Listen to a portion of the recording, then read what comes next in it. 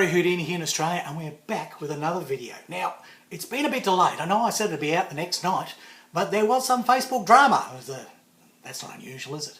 No, apparently some deceased escapologist said I wasn't Harry Houdini, which is pretty hard considering they're dead. So Facebook decided I couldn't be Harry Houdini anymore. Oh, what an absolute farce. Anyhow, it took a while. We sorted it all out, and I'm back on there. Oh, dear. Been Harry Houdini for like years, as long as I can remember. It's always been my name. Anyhow, you want to find me on Facebook, look under Harry Houdini Models. Same as this YouTube channel, Harry Houdini Models. Here's at the bottom of the screen, for those of you that have got cloth ears and can't see, read. Whatever. Anyhow, enough of all that. This is what you came here for, right?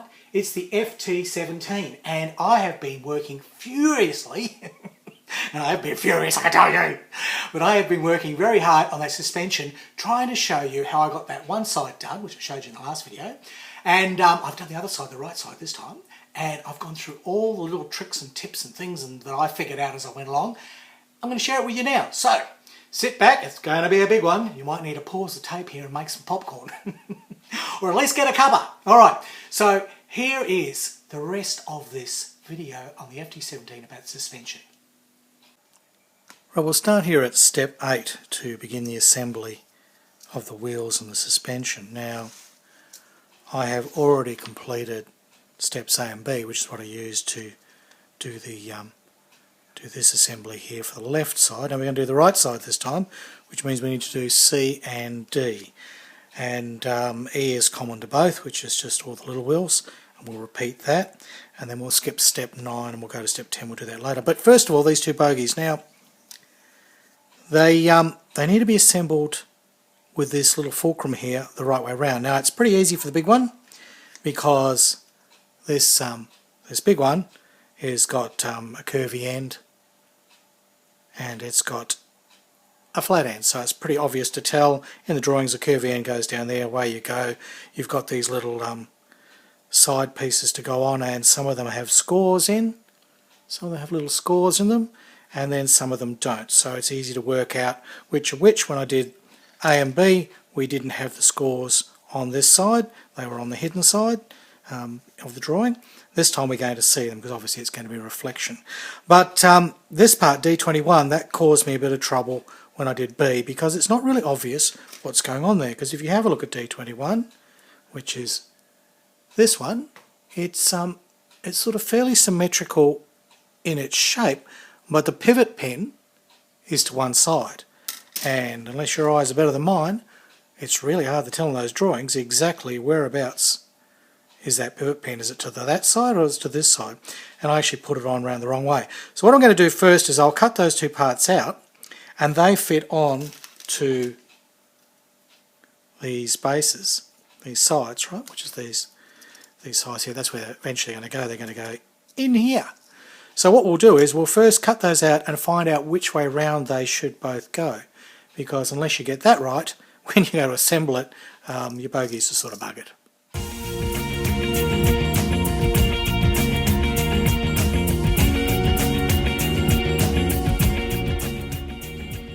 So here's this little fulcrum here, D20, and you can see the end that's flat goes down to a large bogie here which has 3 wheels, and the end that has a little hook on it, it goes down to a smaller bogie with 2 wheels. So that gives you a clue as to how it's going to position, because you have to look now at step 10. And so here in step 10, well, there's the large one, large set of 3 wheels, and so therefore, double checking again, you need flat end on large. Alright, so therefore, because it's sort of hidden in the drawing, you're going to need the flat end, so it's going to mate up like that. So that's going to go, and these are the two little sides here. So that matches our drawing, the two sides. So we know that for this to work, that's going to go in there like so. Alright, so that's how that's going to fit. So now then, this piece, what I found is one way it's going to be very close, and the other way it's going to be further away. Now it needs to be in the further away position, as I found out later on, because of all these wheels, these little these little plates here that are going to go on, and then the wheels, they need a lot of space. So when I built my other one, because there was no real clue as to what's going on here, oops, I had it round this way, so it was further in, and that left you with not enough space here for all these contraptions to go. So we know that's going to have to go that way. So that's going to be a bit of a help now to figure out how these go together. So now looking back at C and D, we can see that to get this all to go together the way they want, so we have the right sections and the right sections, we'll need to mirror that. So if we simply just turn that over, oops, that's now in that correct position. So if we turn that one over, that will be the correct position there, and we'll know it goes together. So actually, for at least this side, the little pivot point's close to the front, so that actually should be close to the front. I would suggest on this one, it was probably the same, it should have been close to the front. And that might be the clue, but it'd be an idea just to double check that, because that caught me out, because there's really no indication there as to which way around it goes. Whereas this one's kind of obvious.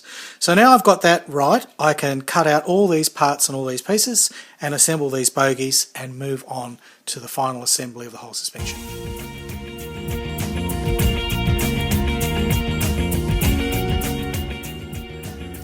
Now these wheels have got a bit of an annoying sprue point that you've got to touch up or tidy up with each one of them, and I don't know if we're really going to be able to see what I'm trying to do here. They're so small.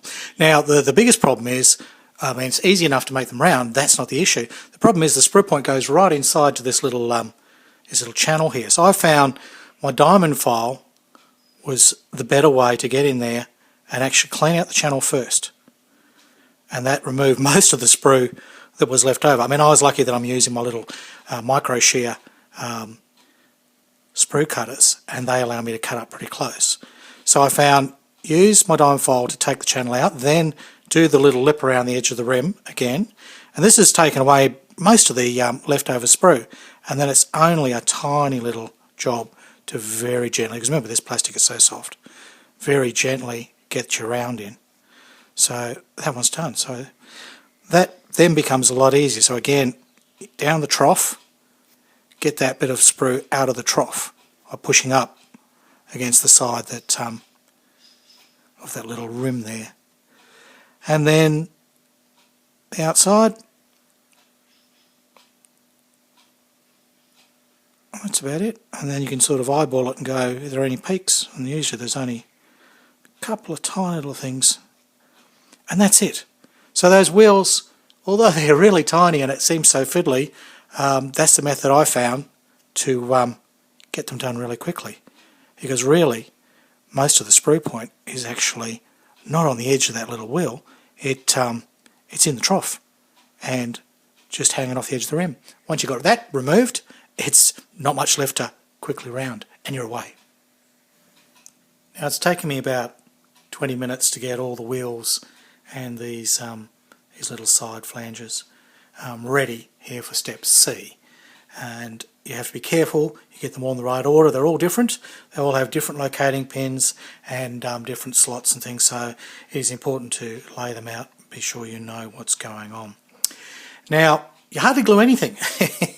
The fulcrum goes in and to the top of each one of these flanges, and you don't glue that because that's got a pivot, so you won't be gluing any of those.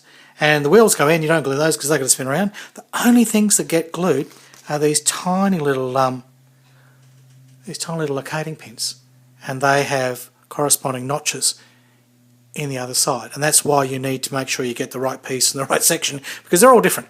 And another thing to look out for is this is all so tight and has such tight tolerances that for the bogies to work and for everything to sort of rotate, you've got to make sure there's no tiny slivers of plastic on the inside, and there are some injection end marks, and they're cratered a bit, so just make sure you get the tips of the craters off, but be very careful you don't file off these lovely little these little locating spots, because you need those. Without those the whole thing doesn't go together. So get rid of anything in there that might get in the way, because I found I didn't do that the first time I tried to put the bogies together, and they kind of were wobbly, and then I went, pulled them apart, filed all that, away you go. So I learnt as I went. You don't have to. You're getting instruction. Right. So it's really fairly simple now. Here's the instructions now for part C in 8. And I have mirrored all my little pieces all ready to go. Exactly the same. So we should be able to just assemble this. Now it is fiddly. So just bear with me. Now, as I said, very little gets glued together. So that fulcrum clicks in there. And it's going to click in here.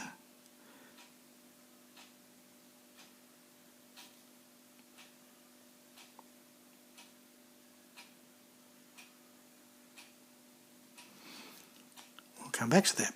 Now, all the wheels go into those little plates.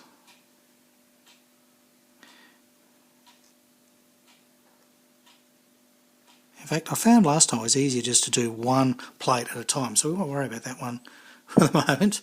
So that's what I remember I did. So the only thing you can glue is there and here. So this is where you've got to be very frugal. So you just need the tiniest dab there and the tiniest dab here. And then this piece, if you're lucky and if you're steady, it just goes in.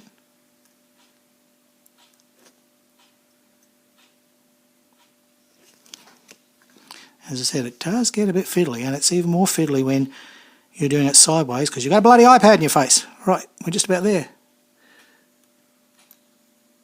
I think we just about got it. I heard a resounding click. Okay, so that feels about right. That's pivoting. Everything's going click, click, click. I know my fat finger's in the way, but that's it. So the only way now is to lift it up and have a quick look. Okay, so that wheel's in there, that part's across there, and this will take a bit of clamping or holding until it sets. So that's that one. So I'll go on and I'll do the other one.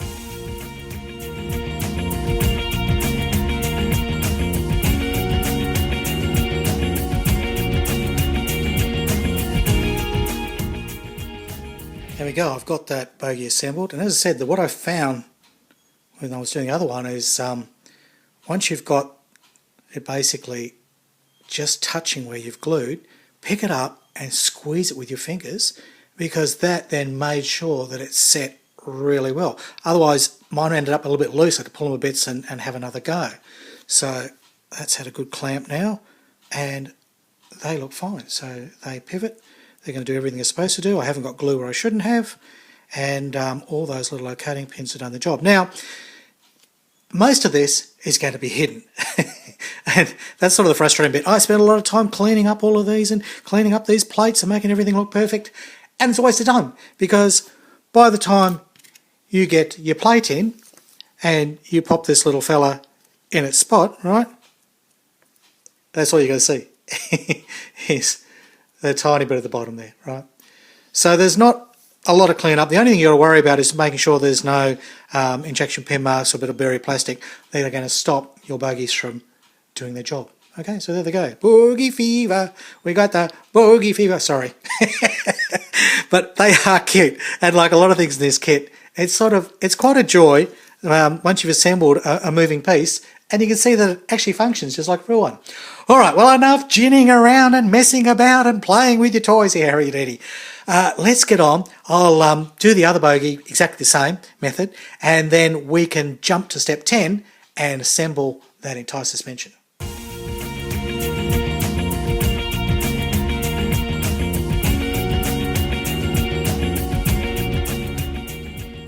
So we arrived at step 10, and all these pieces I have cut out and prepared, ready for assembling. Now, one funny little part here is C23 and C14, and there's similar parts on the other side, and you need to put those together and put them in. Now they become very obvious. They're over here, and they are this whole business here to do with the suspension. So they are a very, very prominent and obvious part, and I think the best solution with those is don't do too much trimming.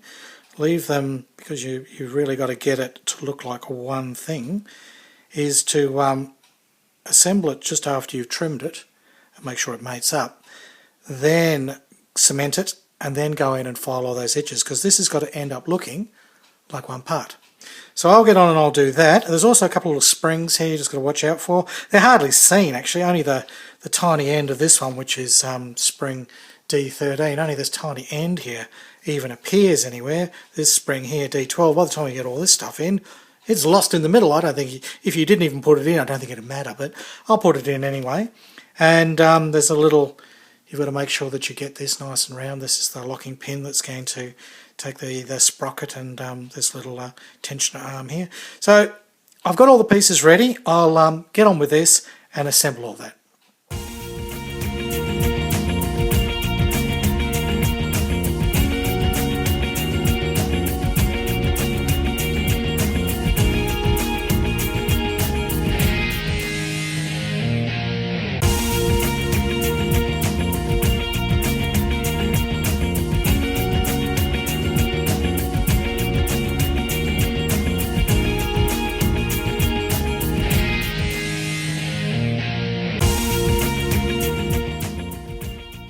There you go, that's the lower part of the right hand side suspension has been assembled, and all the little bogies work. You may have noticed that I actually cemented those fulcrums inside there. I cemented them in. I could not see any point or rhyme or reason for letting them have a little bit of movement. They only moved like the tiniest bit, like a degree either way. And what was the point? It just made it too fiddly and too hard to assemble everything. So I cemented in the fulcrums. Basically, there's a couple of little click tabs there, which is only allow it to go the tiniest bit. And with that all cemented up, it was so much easier to get the bogies in and get that whole thing put together, as you saw. Now, next we need to get on to the other side, and the top of the other side, and get it as nice as this one's looking. I actually found, for some reason, this top bar here had popped down a little bit before, so I've actually clicked it back up and that's given me a little more tension. So I'm hoping if I can set this wheel out a little further, as I suggested in the previous video, I should be able to tension up all these links and get it running a little bit tighter. Either way, it doesn't matter too much, because when it's sitting down it sort of looks reasonable. It looks okay. Okay, well, that's enough waffling. Let's get on with the top part of the suspension. Now, a few of the guys in the forums have been complaining about this section E here in 8 with these tiny little wheels. You've got to make this little bar up, which is this bar along here, and it's got these tiny little wheels in, which are hardly seen, you know. But look, I don't find them that difficult. Maybe that's because I'm using these terrific little Mine cutters, these little shear cutters. Now watch, if you've got some really good cutters, these tiny wheels are a breeze, because with these cutters I can do this. Go up really close, right? Snip. Really close. Snip. Right, notice it doesn't ping off, doesn't fly into the bloody carpet monster. It just does a lovely little cut and it lifts out. And then I hardly got any plastic on there to worry about getting round. And then whatever file you've got, using the usual method of filing in a curve, right? You never file flat, you end up with flat spots, but just gently rounding them off. Right? And even with my little fumbly fingers, because really, you know, I kind of wobble a bit, and I have quite a bit of a shake sometimes with my gout and everything. I have pain in my fingers and pain in my joints, and you know, it's not super easy for me. But I cope, and I've also got fat little fingers, right? I have short hands with fat fingers. They're not good modelling hands. These are hands for going outside and chopping down trees and everything. That's it, you know. I am a lumberjack and I'm okay. Yeah, that's the kind of hands I have, right? They're small hands, but I'm fat. I'm short and fat. Look at the little suckers. So that's it. Look, while I was chatting to you, whinging and complaining and talking about my fat hands, that wheel's done. So really, get yourself some decent sprue cutters, and these Mine ones, shear cutters, they are just so easy, right? And then for filing, I'll use these nail files, because really they're so much easier. and they're big. I can hold them, I can do things with them, you know. It's only when I've got the tiny fiddly little work I'll get out the little diamond files, you know, and they're a lot more savage. Okay, there you go, lesson over. Get on with your bloody wheels. Got all my parts ready here so we can assemble section A here. It's not that hard. Now another little trick that I could have shown you before with tiny wheels, and I often do it, is use toothpick. Right? Push it in nice and hard. That's once you've got it sort of roughly cut till it's round. And then if you've got one of these little nail filey things, right, pop it down. I put a finger on top to add a little bit of pressure and rotate. It's often easier if you do it on the edge of your cutting board so that you've actually got you can get it level. You get your fat hand underneath in my case. Right, and that'll just take any of the final peaks and troughs off. So you just roughly cut it, and then there you go.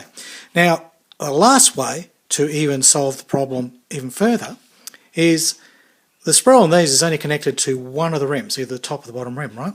So if you put the rim that you filed behind, because that's going to set hidden, right? You'll never see it.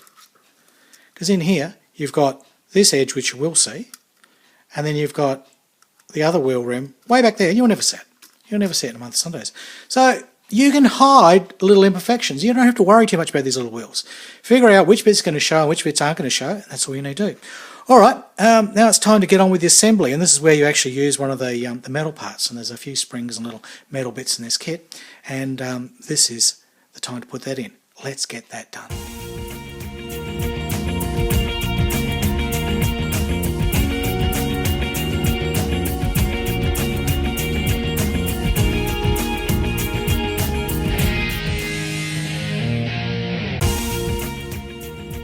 Final assembly now of this suspension, and this part went together fairly well. As you can see, I did cement the little tips in, and then straight afterwards spun the wheels to make sure that they didn't get any of the glue. But using the Tamiya thin, you only need the tiniest bit, and I could get all the little axles glued together to the arms, and away it went. And we got that little metal part in. I haven't cemented that at all. I found in both cases that little metal part friction fitted in there. Alright, I'm going to use this toothpick in a sec because we're going to need zap glue, but we'll do that next. First, let's get a few of these things in. Now, I'm not going to cement in this little Y piece into the little piston hole this time, because remember, I want that friction. So I'm simply going to pop all these parts together to see how they fit, and they all just click together. Let me pop my head around this bloody iPad so I can see what the hell I'm doing. Right. So that goes in there, and that just simply sits in there, okay? And before I made the mistake of pushing it all the way in, I want it to come out quite a bit. So I actually might have to scratch a tiny bit of plastic on there to get the length that I want. But we'll see, we'll see. Now we're going to use the final metal part here, which is a tiny little spring there, which I hope you can see, that little spring. We'll do that with the CA glue, but first, let's get some of the plastic assembly in. Now, there's this little arm here that sits at the back. Now you've got to watch this tiny little part here, which was a bit sort of hard to figure out where it goes in the instructions. But they've got an expanded drawing. Let me show you. They show you this expanded drawing here, and you can tell that that's where the axles are going to stick out on the sprockety wheel, so that that little hole there must be on this side, and it's very important to get that right. Otherwise, if you don't get that part around the right way, there's this little piece that goes on top is not going to fit. So just watch that. That expanded drawing does tell you everything, and so once you've got that round the right way, you know that's going to fit in there. One little clue is it's got a little bracing moulding on there, and that sits the back. So if yours isn't fitting and the bracing mold is going to the front, you got the little part around the wrong way. And it's going to be a little bit tricky to try and fix that after you've put that spring inside there and fitted all this assembly on. So yes, watch out for that, get that right. Okay, so this part's going on there. That's easy enough to do. A little bit of the old Tamiya thin.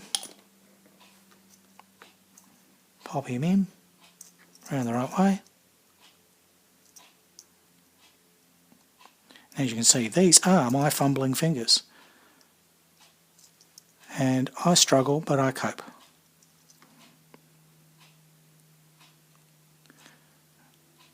I just find ways of getting around the difficulties. And if you thought gout only happened in your big toe, it doesn't. It can go in your shoulders, it can go in your lungs, it can go in your heart, and I get it quite often in the fingers. See that there? You probably can't see that. That's gout. Yes, it's quite painful sometimes. So that's in there now. I'll just give that a bit more of the old Tamiya thin on the outside. Don't you love this stuff? It's handy for things like this where you really want to put that in there and make it go solid, and you can actually cement it from the outside because it flows in. Sorry, big fat hands in the way. Right. So that seems to be there, and I'm putting that on there to set. That's got to fully set so that then we can get the big swing arm in. Okay, and the front wheel here, well, that's just going to sit there. I am not going to cement that. So we're getting there. Now, the next thing is this little spring, right? You're going to have to CA glue it. Either that or you could white glue it. You might have to wait overnight for it to set. But I'm going to CA glue it. And my method with the CA glue is to put some on a plastic surface. This is just my little terps container, see? T for terps. And I'm going to pop it in the top part because it's pretty easy to see what's going on there. So a bit of the CA glue in the hole, and you've got to work fairly quickly because once you've got it thin, this stuff dries pretty quickly. So grab my little spring, and in you go. Yes, it's a bit tricky. Right, hopefully.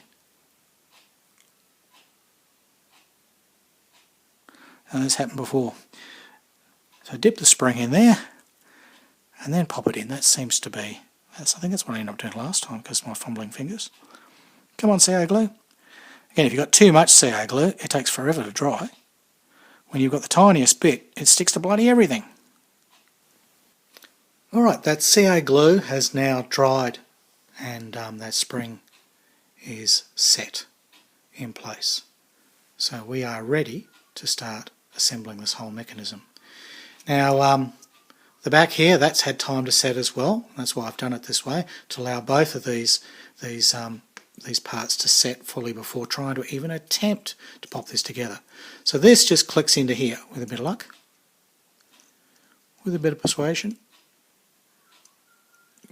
Right, so that's in there, so that allows that to swing. And then this business here, you've got to be careful you don't get too much CA glue on. I actually did, and I had to cut a little piece away. But it all was saved. Yes, you didn't see that was off video. So that part there has to pivot because then that is going to sit in there. And that's where we need to CA glue again the bottom of that spring into that that little spot there. So best to get all your angles right. It's got to sit over there. There, it's going to sit like that. So amazingly, my daub of CA glue here is still wet because there's a lot of it. And that's the good thing about this slow setting zap, is you get some time. When you put it on thin and under lights, it should set reasonably quickly, but you get time to fed all the stuff in. So that should. Now, if I just get a bit of pressure on that, that's going to cement into there, and then basically our little wheel, as we saw before. Don't think it has a ray that goes up. Yeah, there's a little dibbity bits there, they go to the bottom, so it has to go that way up. So that's going to fit in there. And we're basically done with that assembly. So once this sets, I'll be able to try my track links and see if by adjusting this, I can actually get the tension I want. Everything's had time to set, and now it's the moment of truth. See if these track links are going to fit. Now you have to work out which way they go, and they go so that the this little hingey bit here is hidden by the flap to the back of the vehicle. So obviously when it's going around, it's not trying to scoop up dirt, it's trying to actually track. So that's in the instructions, you can follow that. Now as far as I can tell, the best way to do is to do this where it's flat. Oh, helps with the little wheelie bits in, isn't it? That would really be good. Alright, so you're in there, you're in there.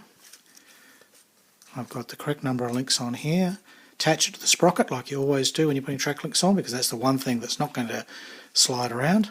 That's the one thing that's kind of fixed. Gently bring it up, and again these need to go horizontally together without snapping the pins, Harry-Houdini. There we go. Oh dear, it's all so tricky. Now, it's a bit loose, but my theory is if I pull that out, it'll tension up, see? And I should get pretty well what I want. So if I can actually pull that wheel out, I should get near to spitting the kind of tension that I want on those links. And a bit of gravity there will hold those bottom ones into place because it's sitting on my hand. But I think that's it. That's it, it's done. And I've got the little swing arm here correctly at the right height. Everything's going to work. The little links will they'll actually go around, see? It all works, and little bogies are going to bogey away. It's a beautiful piece of engineering, and with a little bit of patience and taking your time and watching out for a few little pitfalls, which hopefully I've shown you. So with a bit of luck, you won't have the cock-ups that I had. Oh, you'll have cock-ups of your own. Let me know. Let's start a FT-17 cock-up page. Oh dear. Look, it's a tricky kit. It's fiddly, and it can be a little bit frustrating at times, but you'll muddle through. You really will. And the reward is, once you get all this fandangly sort of stuff together, it really works, and it's quite lovely. Well, there you go, that was it. Oh, that was a lot to do, wasn't there? It's a bit fiddly, but you can get through it, and hopefully some of the things I've shown you, little tips and tricks and pitfalls and what have you, that might make it a little easier for you. But just take your time. It's really not that complicated if you take it step by step. And whatever you do, follow Meng's instructions. They seem to know what's going on, and then you'll get a result like mine. I'm very happy with that. Very chuffed with the result. That's it. It's goodbye from Australia, and it's hooroo from Harry-Houdini.